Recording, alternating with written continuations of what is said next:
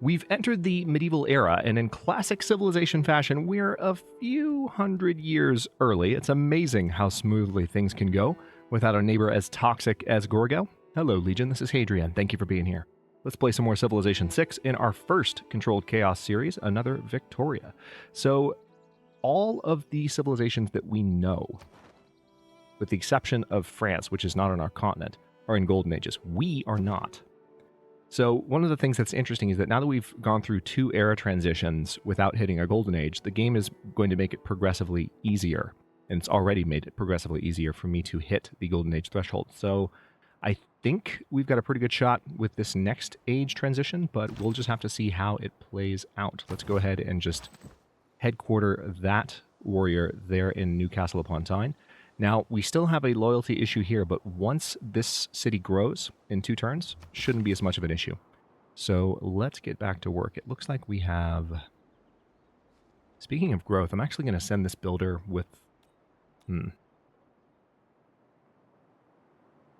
don't want to waste a charge on that tile, because there's going to be a canal there at some point. So we're not going to put a farm there if I know that I'm going to use that for a canal later on.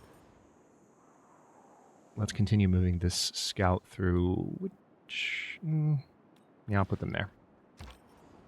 Through Genghis's territory.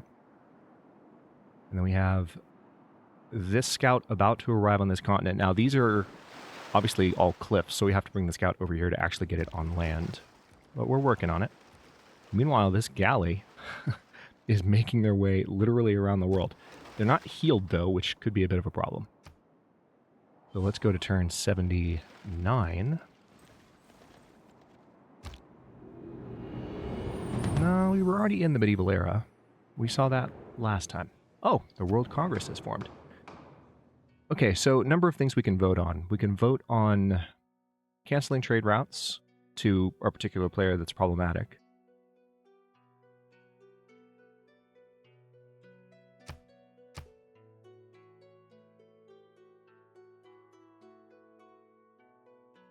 So I'm going to vote for Jadwiga here. Trade routes sent to the chosen player, so this is to Jadwiga. Provide +4 gold to the sender. So I would get additional gold for sending a trade route to Jadwiga. And then the chosen player receives +1 trade route capacity. I could also vote for myself, but I'd rather get the gold bonus. 100% production towards buildings in this district, or no buildings can be created. Yeah. Urban Development Treaty is always, I find, good for getting city center stuff built, especially early in the game when you're still building up a lot. So I'm not going to use any of my diplomatic favor to, as you can see here, I'm spending more. This is how much I have left. You can see it here and here. I'm not going to use it, to put in any additional votes and weight either of these decisions more heavily. I don't care enough about those outcomes. So the rest of the civilizations on the map, including the ones I haven't met, will vote on that, and we'll see how that plays out. All right, so, interesting. I actually got voted. So now I have an extra trade route as a result of being the target of the trade policy, and it looks like the city center choice did actually kind of pass. So other civilizations did agree with me on that. World Congress has awarded you 1 diplomatic victory point. Which reminds me, right, so we've got an extra trade route. Nice. I want to pause for just a moment, because I've had a few community members ask me, hey, in Civilization 6, what even is victory? What are you trying to do? If you want to win a game in Civilization 6, how do you win? Well, here's the short answer. First of all, I have 1 victory type turned off. I always turn it off, and that's score victory. The reason I turn it off is that when you have score victory turned on, up here in the upper right corner of the screen, if you watch some Civilization players, you might actually notice that it says turn 79 of 100 or 200. It's usually 200. And what that is a turn limit. And a score victory will say, okay, by the 200th turn, it's kind of like year 2500 in Stellaris, who has the highest score? Who's doing the best? And that's how you can win that way. But I don't like there to be a hard ending to the game. And by the way, there's never a hard ending in Civilization 6. You can win a game by any of these means, and you'll see the victory screen, and it's done, but then there's a button on the victory screen that says just 1 more turn, and you can just keep playing on your save until you control literally everything, and there's nothing really extra to be done. So score victory is turned off, but we do have science victory turned on. Science victory is mainly, well, it's about science, but it's also about building an exoplanet expedition and actually leaving the solar system by advancing to a point where we can establish like the hint that they're playing at is Alpha Centauri, which is a Sid Meier classic, just like Civilization. So the idea is that you actually go and you found a colony in another solar system. Culture victory is basically a tourism victory. It's like when your culture is the dominant culture on the planet. It's pretty hard to obtain, and also it's very difficult to track. This is probably the most difficult like victory screen to keep up with and to explain. Domination, just like it sounds like, you have to conquer all the other civilizations. It's mainly keeping track of how many capitals you've conquered. So you have to conquer the original capital of every other civilization because capitals can move. Religious victory, this is maybe the hardest one to obtain.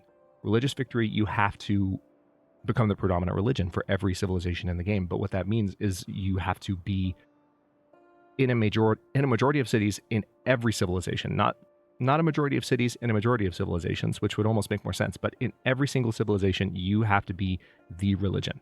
That's tough.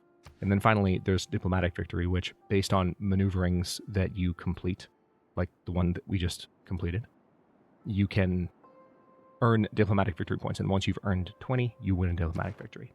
And that one, depending on how well things go in the World Congress, and especially in peaceful games, that one can go particularly well. All right, so there's a goodie hut up there next to Mohenjo-Daro. Nice. All right, so we just met a cultural city-state up here. And we've also discovered a new continent. Our explorer is naming it Kernerland. But we weren't the first to discover it because it looks like France is already on it. You can pull up a continent map and actually see where the continents are. Yeah, so it's this island here and maybe more. But then we have the continent of Mu, which France is on, and that's all of this. Anyway, let's go ahead and get the scout on land. So that's just a quick primer on victory in Civ 6. And I typically go for science victory in most games because it tends to be the most expedient. But that being said, especially once the difficulty starts climbing, you kind of do what you need to in order to win. If you notice one player is a sure shot in one particular category, but you're a sure shot in another, it can be a race in terms of like who can get to their chosen victory type first, Let's take a look at Mohenjo-Daro. So Mohenjo-Daro is a city-state. It's not a full civilization, just like all of these others that we've met. And they're my first cultural city-state. So by sending them envoys, I actually get culture per turn, just like I get science per turn from this one envoy I have in Anshan. Now, if I become their suzerain, like I'm suzerain of Johannesburg, your cities have full housing from water as if they were all next to a river. Oh, nice. That's actually a pretty good bonus. What that means is that I don't actually have to put cities on rivers. I can put cities on coasts, which still provides a water bonus, but it's salt water. So obviously, it's not as good. The game doesn't give you as many kudos if you do that.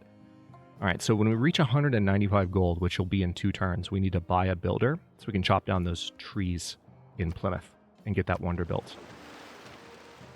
We have a settler that's about to be done in London. And the harbor's almost done in Birmingham. Special session of the World Congress. We didn't get to vote, so it's not related to us. Yeah. So there was a natural disaster somewhere. The Royal Navy Dockyard was no accident, but the result of the unique genius of our people. Wealth consists not in having great possessions, but in having few wants. So I think that because I completed a harbor district, in this case a Royal Navy Dockyard, because it's a unique district to England, I got a tech boost which allowed me to complete the currency research immediately. Invincibility lies in the defense, the possibility of victory in the attack. Okay. Limes is always a nice policy to have, 100% production towards defensive buildings. So now the question is, do I still need the production bonus on settlers? I'll keep it for one more turn. We can change policy every time we finish civics research, so let's go with one more. Industry opportunity. Now that you've improved 2 cocoa resources, you have the opportunity to create an industry around them. Same with diamonds. Okay, nice. So we have access to industry now. That's one of the game modes that we're running. Let's see where we're going here. All right, so we've got 2 new cities that are about to be founded here. Where else can I found a city? I want to look for other rare resources that I haven't necessarily cultivated just yet. Those are turtles. Any whales? We've got pearls right there, but we're going to have a city there soon, so we'll be fine.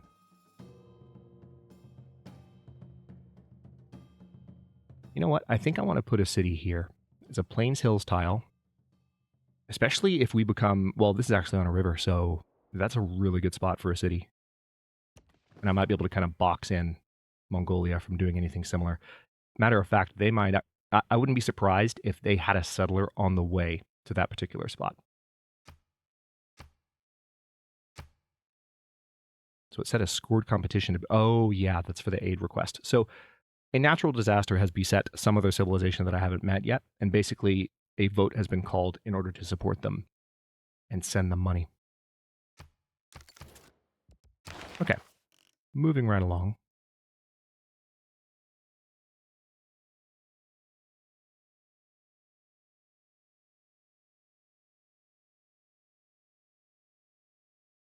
Ooh, ironworking is tempting. Mainly because I'm just looking at Jebel Barkal. I mean, we're doing really well with wonders so far, and I don't want to go too ham on them, but, you know, sometimes when you realize that the game is letting you have a lot of wonders, it can be good to push a little bit harder than you normally might. Especially in low difficulty when you can afford it more. Kind of talked about that last episode. So I'm going to go for games and recreation here because this gives me access to the Colosseum. Not that I'm super crazy about building the Colosseum right now. I could also go for Divine Right and have access to the monarchy government, but I don't necessarily know that that's a government I want to switch to. And I think the entertainment complex as a district will be useful to have sooner than later. Okay, so London can now build... Do we do one more settler? We also need another trader. I'm going to do one more settler in London. And I think... Hang on, if I... See, this is interesting. I'm telling London to use a food focus. And what this means is that the workers in London automatically pick the tiles that are going to give London the most food per turn. So when I have it on food focus, it's going to grow to 8 population in 1 turn. When I take it off food focus, it's going to grow in 2 turns. When I tell them to avoid food tiles, which I can also do, it doesn't grow because they're working all the other tiles they possibly can. Okay, I'll keep it on food focus for now. Generally, I find food focus is a good one to run early on. All right, I'm going to build that lighthouse there because that will give me access to another trade route. Now, Reina is... I'm going to go ahead and appoint her in Birmingham. They're particularly good to have as a governor in cities with harbors. So I'm going to lean into that a little bit. Okay, so we actually can't keep going around that way here, but maybe... Mohenjo-Daro's borders are currently open to me, so maybe I can get through there. This scout is slowly making their way around Jadwiga's territory. Jadwiga has a lot of territory, by the way. I'm noticing that I'm close to falling behind in science per turn and culture per turn. I need to build more... I need to get that campus built over here for one, once this builder is done. All right, so the rebellion, notice now, is in 93 turns, because this city is growing nicely. Okay, now let's go ahead and buy that builder in Plymouth. And we can chop down trees to help Petra get done a little bit faster. When you see what Petra does, I've explained a little bit about yields. Oh, hey. Landscape. For all around were rocks of the weirdest forms, standing in apparently impossible positions, some placed on or next to others in ways that seemed to defy every law of gravity. So we now have a promotion for that scout. That came at a good time.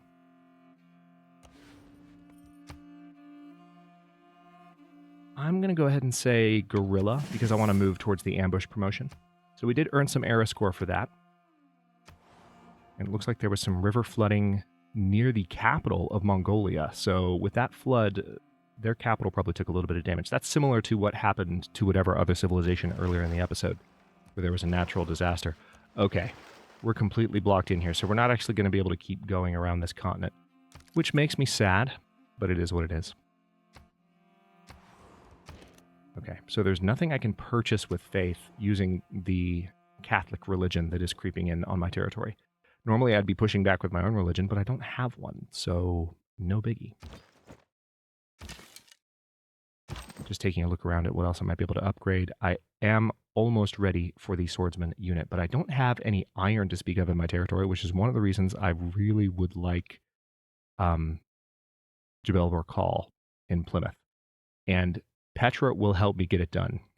There's the tooltip, by the way. So now that I've shown it, I'll just leave it on the screen for a second. Look at this. +2 food, +2 gold, and +1 production on all desert tiles. So look at how barren these are right now around Plymouth.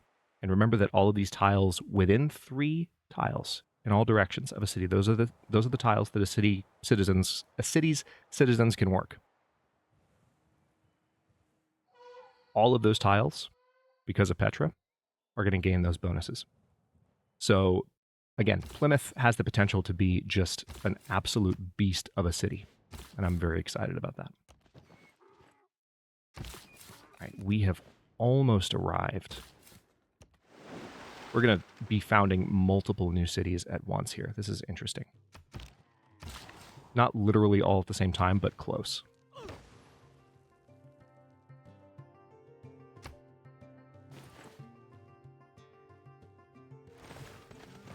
All right, so the new builder that we bought last turn can be moved now.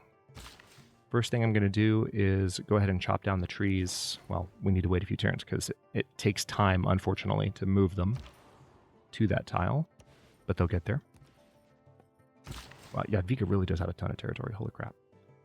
All right, I'm going to improve those bananas because we need to get this city growing. I think loyalty-wise, this city's still going to be fine. It's just that because Radom is growing quite quickly and because Jadwiga is in a golden age, they're exerting some loyalty pressure on Newcastle upon Tyne. If Birmingham wasn't there, this rebellion would be coming a lot sooner. Notice that it's showing 655 turns now, so I think we're going to be fine. All right, it's Plains Hills. Definitely want to go ahead and found you there. Yeah, I hate that we're going to just put a city down there and destroy those that rainforest, because we could get stuff for chopping those down properly. Or, you know, we should just not destroy the rainforest. How about that? That's another, you know, viable option.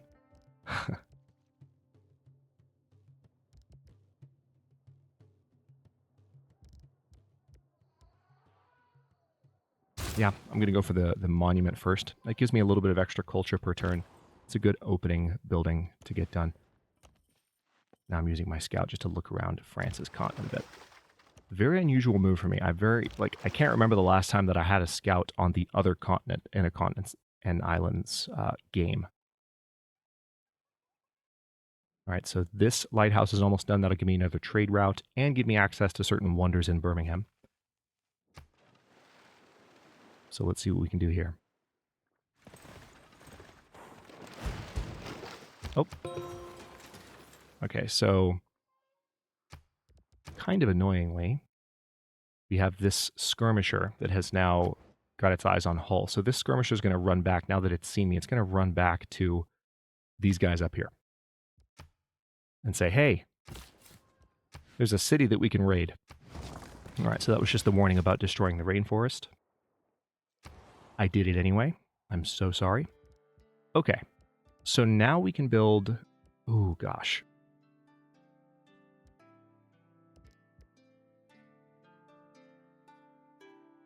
All of these are good. Hang on, one thing I want to look at real quick. District unique to England for naval activity in your city. Replaces the harbor district, also removes the movement penalty for embarking and disembarking to and from this tile. Must be built on coast or lake terrain adjacent to land.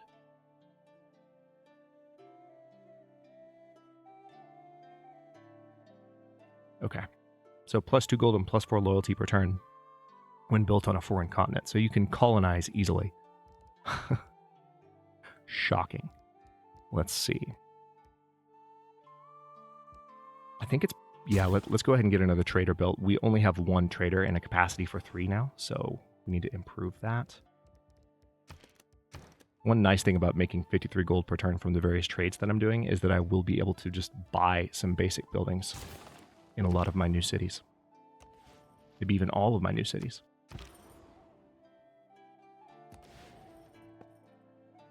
All right, so here's Paris, French capital.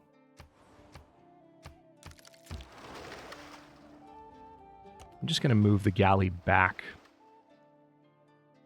and hopefully get them to a place where they can heal comfortably. Okay, so it looks like I'm going to get my spot on this river. Although I think we did make a promise. Yeah, now that I think about it, I did make a promise to them.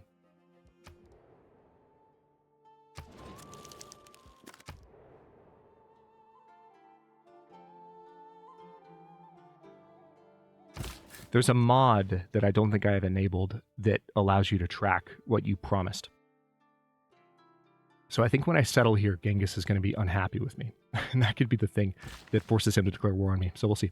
All right, so chopping down the woods here is going to give us 39 production right away. So let's take a look at this and really see how it works so you can appreciate it if you're newer to civilization.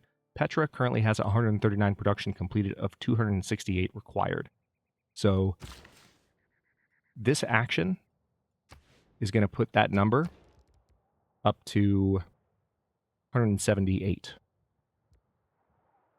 So we'll have less than 100 production left to go. Let's go ahead and do that. About like, it should add like 2, maybe 3 turns. I think 2 turns. Yeah, 2 turns. Or I should say it subtracted 2 turns. Removed 2 turns from what was required, which is nice. I'm going to build another trader in London as well because we're a little bit behind on that. All right, so this is our very last new settler. Let's see if we can find a spot that's worthy of this unit. Are there any iron tiles out here? It looks like there's more land out this direction, and I kind of want to find out what's going on over there. So I'm going to move this settler to Liverpool. And we're going to wait to do anything until we know more about what's down here. And I'm really tempted to like just buy another galley right now so I can explore there. Like I could buy a galley in Liverpool right now. You know what? I'm doing it. I'm doing it. It's just the right move to make. All right, so this builder is finally done. We're going to use that builder to improve those bananas. This builder is going to come over here and chop down these trees for the purpose of a science district here. Now we have to wait. Oh man, I meant to buy that tile a little bit sooner. If we wait 2 turns, we will be able to purchase it. And that's the amount of time it's going to take the builder to get where they need to go anyway, so it'll be fine. I guess in the meantime, I'll build the granary in Newcastle upon Tyne. That will not only provide additional housing, which helps the city grow, but it'll give me more food per turn, which also helps the city grow. Wrocław.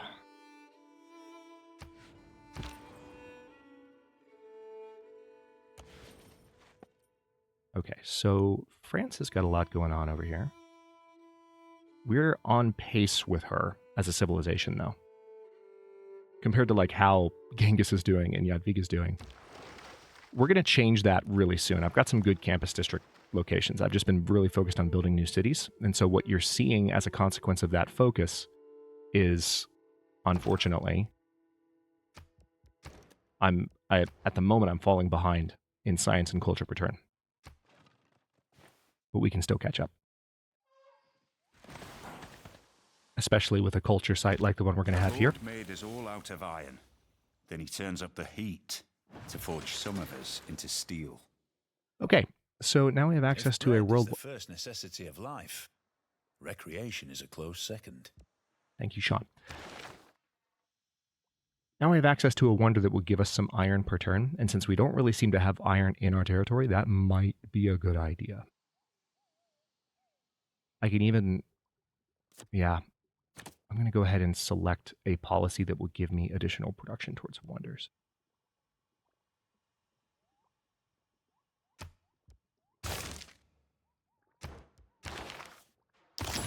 All right, so now this is the very final technology in the classical era, construction, that is going to be researched.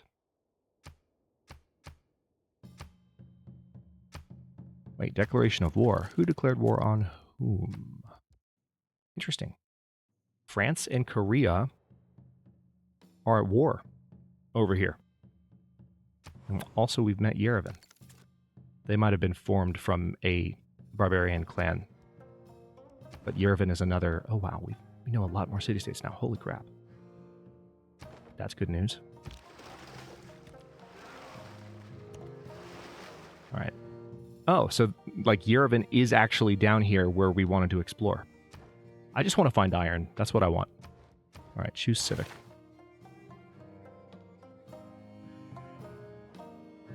Monarchy is tempting.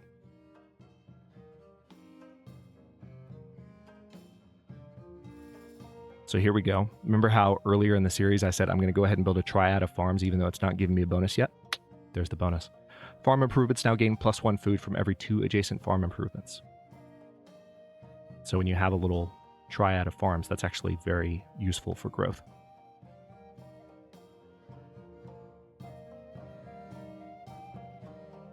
Notice that Mercenaries is boosted, so it'll be done sooner than any of the other listed techs here. And then I will get an envoy, which will help me get in good with one of these new city-states I've met. So let's go ahead and select Mercenaries. That'll be done soonest. Okay, now I can't upgrade you yet because I don't actually have any iron. Again, this is a problem. This is something I'm going to need to address. So I can build...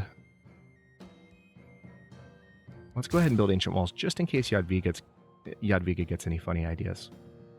I would really hate that. And I want to make sure, like, I'm not... Like, my guard isn't completely down with regard to her. Okay, this is going to be perfectly timed. All right, we have a brand new... There's a couple things we can do here. First of all, let's found a city. There's Manchester. There's Rebellion in 60 turns. That's not true. But I'm going to take the new trader that we've just finished. We're going to actually move them to Manchester. Oh, am I not using... I must have turned off my trade mod. I didn't mean to do that. Okay, we'll turn it back on for the next series. This is the vanilla trade interface that's showing up. The bureaucrats of Mongolia are piqued by our boldness in settling Manchester so near their own city of Urumqi. Wait. So we got era score for forward settling Mongolia. I did not know that was a thing. That's very fascinating. We just got era score, which helps move us toward a golden age because we settled so close to another civilization. That's so funny. All right, I'm going to select the monument because this actually provides additional loyalty per turn, so it helps prevent a rebellion. But also the trader that is going to be trading with London, starting with the next turn, that trader will help me grow Manchester to where it's not as threatened by Genghis. All right, now I'm going to move this builder down here. And honestly, by the time, I might not need to chop down those woods because by the time this builder gets to this tile and can chop them down, Petra's going to be nearly done. And if you're wondering what happens in a situation where if you get a lump sum of production from chopping down trees and like it gives you more production than you need to finish something, then yes, the excess gets transferred to whatever else you might start building that turn. So you can still use the production towards something else and it would take less time to build it because everything is about how much production you're generating per turn in a given city where you're building something. Right now, Plymouth has 16 production per turn. And that's, you can see right there, that's where it's from. +9 from work tiles. So again, that number is going to climb when Petra finishes. Promise broken. Yeah. All right, so now Genghis has grievances against me. And that could help kick off a war. with Genghis Khan. All right, so interestingly enough, here's a demonstration of what I was talking about. I'm going to chop down these woods right here, and that's going to give us bonus production. And we're going to use that after buying this tile to put a science district right there. Now that campus will be done in 7 turns, although I'm looking at that and I'm wondering maybe I should have placed it first, because I'm actually not seeing the production bonus. It might not show until the next turn though, so we'll see. It said 40 production is how much I was supposed to get.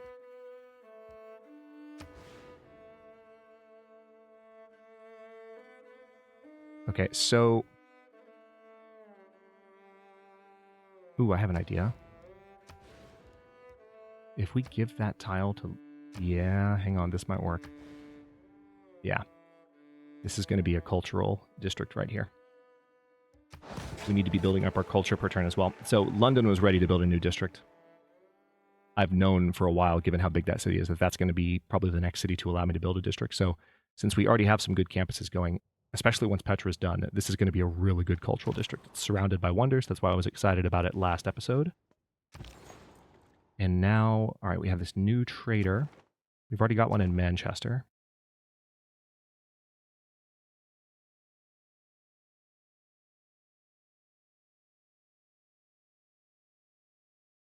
Which one do I want to have grow more? Let's go ahead and just move you to Hull.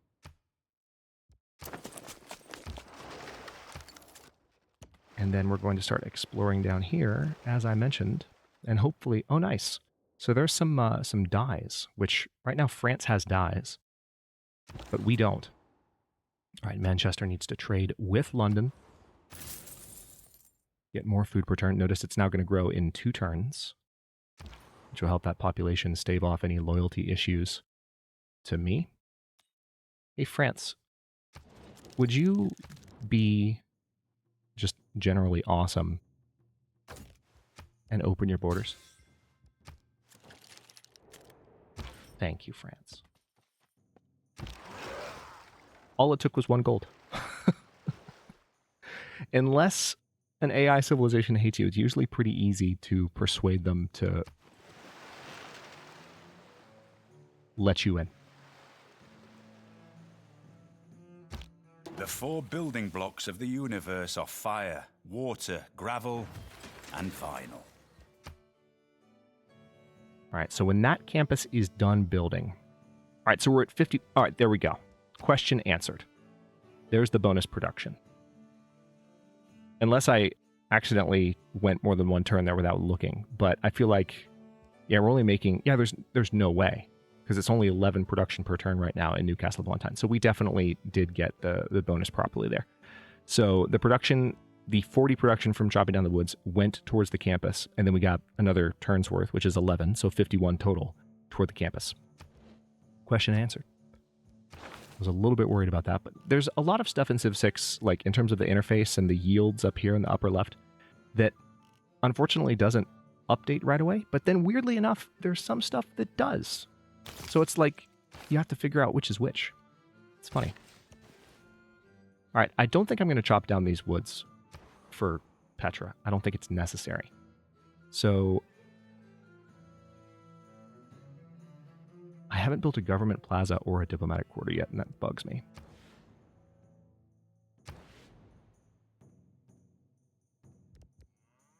Although I feel like, you know what, let's go ahead and get a builder going down here because I want to make sure I can chop down trees before I do any districts. Get that bonus production. Because if you just build a district or a city, like we did with Liverpool, on top of trees, you don't get the bonuses. If you just say, build this here, you have to actually chop it down with the builder.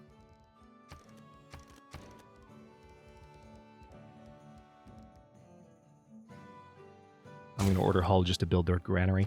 And this trader is ready to trade with London. We're saying London because Magnus is in London and he provides additional food to anyone that is trading from London. I think I mentioned that in the 1st or 2nd episode. Somewhere in there. Very common capital governor. Okay, so now I guess I will just do food there. Your progress towards feudalism has advanced considerably. Very nice. Also, we are at the 35-minute mark, so I should start wrapping up soon. Let me do a little bit more exploring down here. I don't see any iron, but I see enough to justify moving my settler down in that direction and looking for a spot to put them.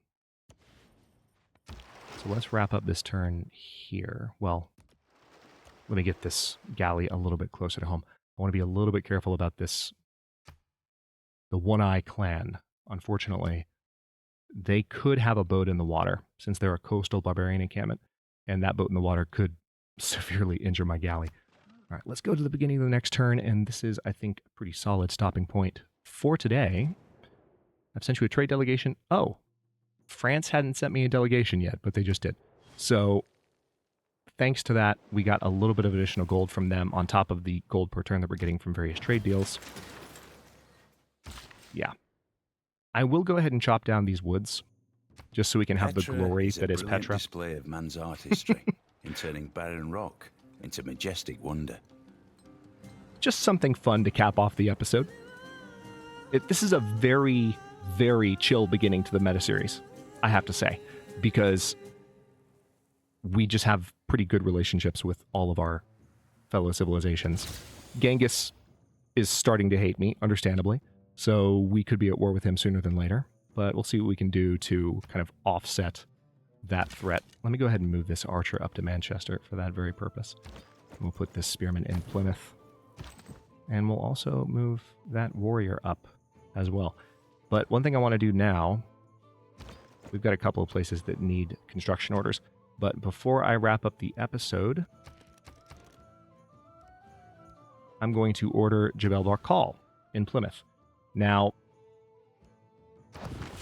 I'm going pretty wonder crazy, I admit that, but this is for a much more specific reason. I don't have any iron, which is something that can happen, especially on this map size, in Civilization 6. Iron is one of the key strategic resources, just like horses. And right now I don't have any. So this is going to help me lock in some iron if I can get to it before any other wonders or any other civilizations do. So we also completed an old world wonder there. Petra is an era or two behind where we currently are. It's not a medieval wonder. It's a classical wonder, I believe. So we gained era score for that, and we are now just 5 points away from a normal age. Then we have to go a little bit farther. We have to go all the way around here again. It's just not as many points to do so in terms of era score to lock in a golden age. So we will work on that in the next episode and probably get it, because when we complete this campus and when we complete this theater square, we'll get era score for those too, because they're both going to be really impressive districts that'll help us close the gap in terms of our science and culture per turn. But for now, I'm going to stop this one here, and in the next one, all that will happen, and we might be at war with Genghis Khan, who's finally just had enough of me, understandably. Thank you for watching. If you enjoyed this one, don't forget to like the video and subscribe to follow along. If it's not your first time or even your second, look for the join button to access unique emotes, badges, and other perks. New episodes are coming out every day at 10 a.m. U.S. Eastern Time, and comments are always welcome. Let me know what you think, and I'll see you next time.